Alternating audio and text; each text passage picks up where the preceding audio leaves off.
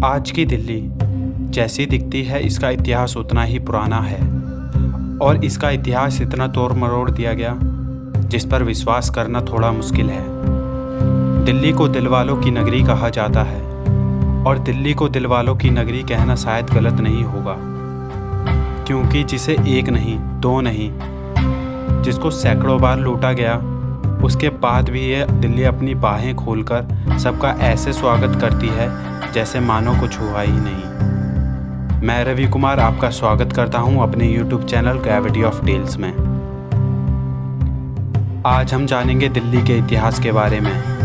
वैसे तो दिल्ली पर ना जाने कितनी हुकूमतें आईं और गईं, चाहे वो मुग़ल हो या खिलजी या फिर लोधी सल्तनत। सभी अधर्मियों ने दिल्ली के इतिहास को बदलने की पूरी कोशिश की और ये लोग शायद सफल भी हुए, पर दिल्ली की मजबूती इसके अंदर की धरती में है, जो आज भी अपने असली इतिहास की गवाही समय समय पर ज़रूर देती है।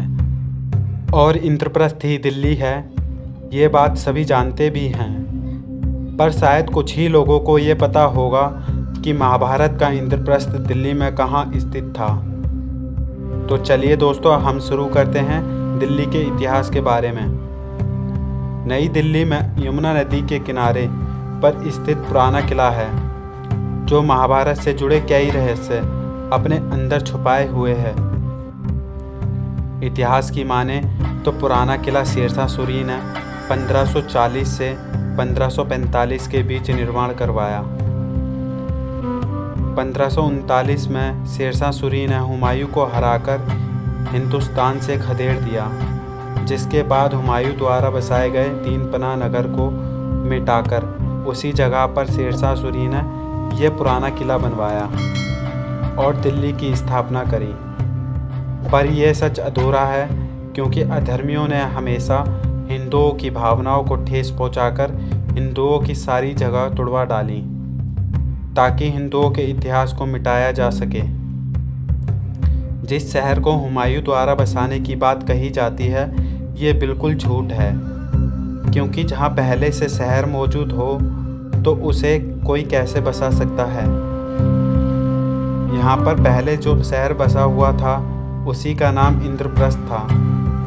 हुमायूं ने इस शहर का नाम बदलकर दीनपनाह कर दिया। फिर दीनपनाह जगह को नष्ट कर पुराना किला बना, जिसके सबूत यहाँ की गई खुदाई में आज भी देखने को मिलते हैं। अधर्मियों द्वारा इस जगह को बार बार नष्ट करने के बाद भी ये भूमि हिंदुओं के गौरवशाली इतिहास को समेटे हुए है। अब हम बताते हैं कि पुराना किला इंद्रप्रस्थ की जगह पर कैसे बना हुआ है। महाभारत कालीन खांडव प्रस्थ की उजाड़ बंजर जमीन पर जिन पांडवों ने स्वर्ग समान अपना महल बनवाया, वो जगह आज का पुराना किला ही है।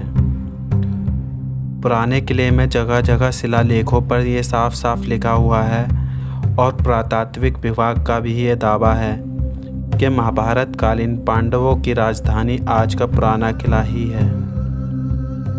और साथ ही इंद्रपत नामक एक गांव, जो कि पुराने किले में ही था, जिसे नई दिल्ली बसाने के समय यहाँ से अन्य गांव के साथ हटवा दिया गया। और तो और यहाँ की गई खुदाई में मिले बर्तन और दूसरी जगह पर मिले महाभारत कालीन बर्तन इसी बात को दर्शाते हैं कि ये किला इंद्रप्रस्थ की भूमि पर बनाया गया।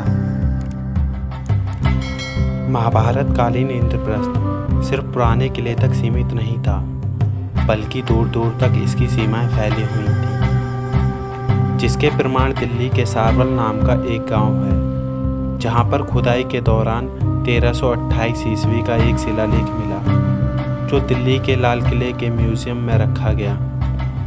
इस शिलालेख पर संस्कृत भाषा में सारवल को इंद्रप्रस्थ के अधीन होने की बात लिखी हुई मिली, पर आज का इंद्रप्रस्थ मानो सिमट के रह गया हो। महाभारत में जब पांडवों के चचेरे भाई कौरवों के साथ मतभेद होने लगे और संबंध बिगड़ गए, जिसके बाद कौरवों के पिता धृतराष्ट्र ने पांडवों को खांडवप्रस्थ का क्षेत्र दे दिया, जिसके बाद पांडवों ने वहां पर अपना महल बनवाया, जो कि चारों तरफ से पानी से घिरा हुआ था।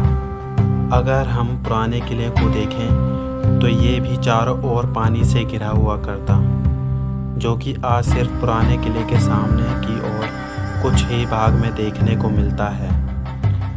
पांडवों ने सिर्फ इंद्रप्रस्थ ही नहीं बसाया, बल्कि 4 गांव और बसाए। ये गांव पांडवों के लिए महत्वपूर्ण स्थान थे। पांडवों द्वारा बसाए गए ये 5 गांव थे। पहला, इंद्रप्रस्थ, जो कभी पांडवों की राजधानी हुआ करती, वो आज की दिल्ली है। दूसरा, पांडुप्रस्थ, जो आज का पानीपत है। पानीपत भारत के इतिहास में बहुत ही महत्वपूर्ण है, क्योंकि यहाँ इतिहास की सबसे बड़ी 3 लड़ाइयाँ लड़ी गईं। तीसरा, स्वर्णप्रस्थ, जो आज का सोनीपत है। चौथा, व्याघ्रप्रस्थ, जो आज का बागपत है।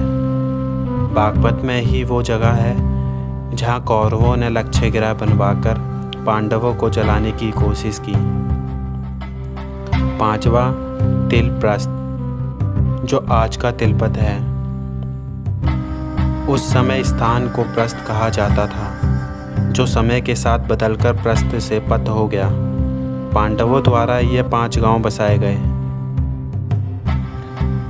एक बार कौरवों से जुआ खेलते समय जब पांडव ये 5 गांव समेत अपना सब कुछ हार गए और जंगल में भटकते हुए एक विशाल युद्ध की तैयारी में लग गए, तब श्री कृष्ण युद्ध से पहले युधिष्ठिर का शांति प्रस्ताव लेकर कौरवों के पास गए और कहा, अगर तुम पांडवों को राज्य के लिए सिर्फ ये 5 गांव वापस कर दें तो ये युद्ध रुक सकता है।